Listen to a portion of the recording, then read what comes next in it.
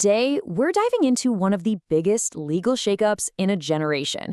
India is completely overhauling its criminal justice system, and we're going to break down exactly what that means for a nation of over 1 billion people. You heard that right.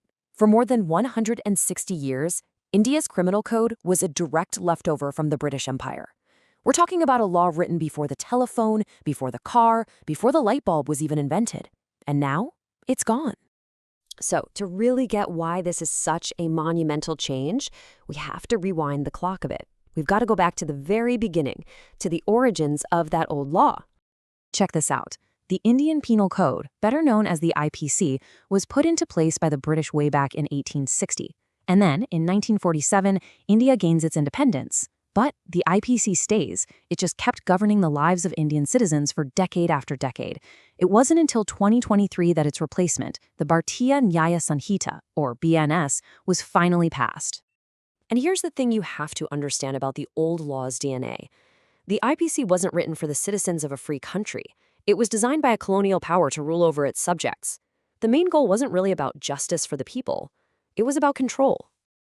And that brings us to the new law, the BNS. Now, this isn't just a simple patch or an update. We're talking about a fundamental shift in legal thinking. The BNS is just built differently. The whole philosophy has been flipped on its head.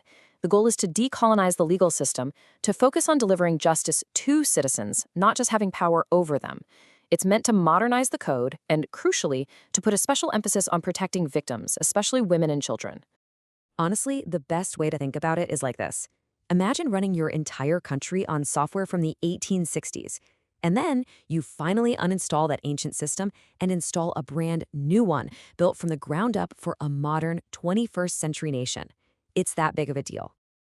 So what does this massive operating system upgrade actually look like in the real world? Okay, let's get into the nitty-gritty of the changes.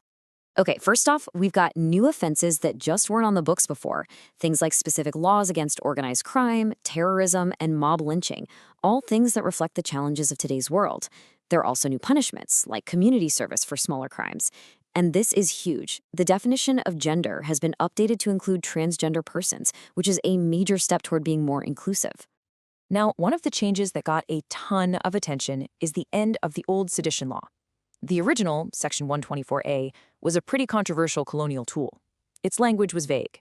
It criminalized creating disaffection against the government. The BNS gets rid of that and replaces it with a much more specific offense, acts that actually endanger the sovereignty and integrity of India, like, say, an armed rebellion. And you can really see this different way of thinking with the introduction of community service.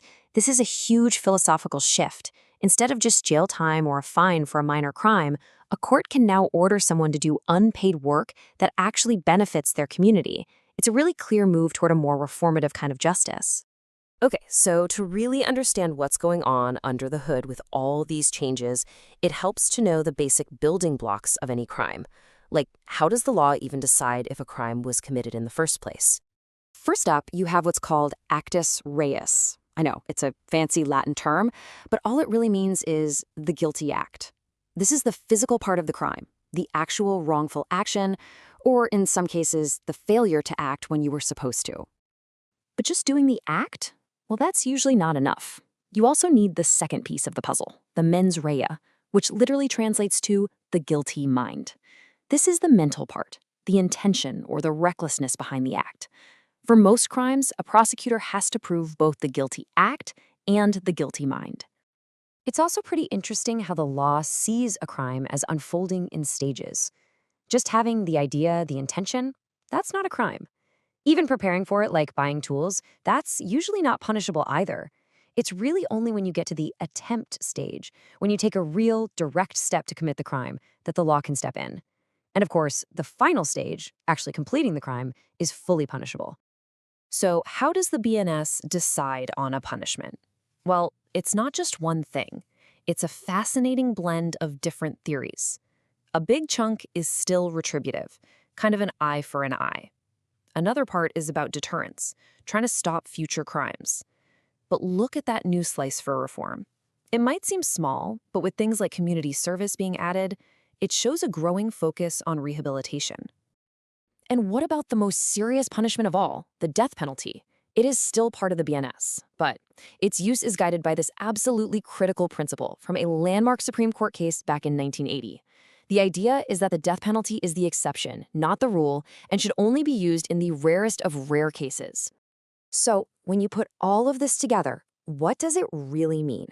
What we're witnessing here is a historic attempt to completely shift the foundation of criminal justice in India. So let's just recap the huge takeaways here. First, this is an act of decolonization, getting rid of a law made for subjects and bringing in one made for citizens. Second, it's about modernization, tackling 21st century crimes. Third, it's about becoming more victim-centric. And finally, it's about injecting a new, reformative spirit into the entire system. And that leaves us with the ultimate question, doesn't it? The new code is trying to shift the conversation from pure punishment to a broader idea of justice. But can changing the words in a law book truly redefine a nation's incredibly complex relationship with crime? Well, that's the real test that lies ahead.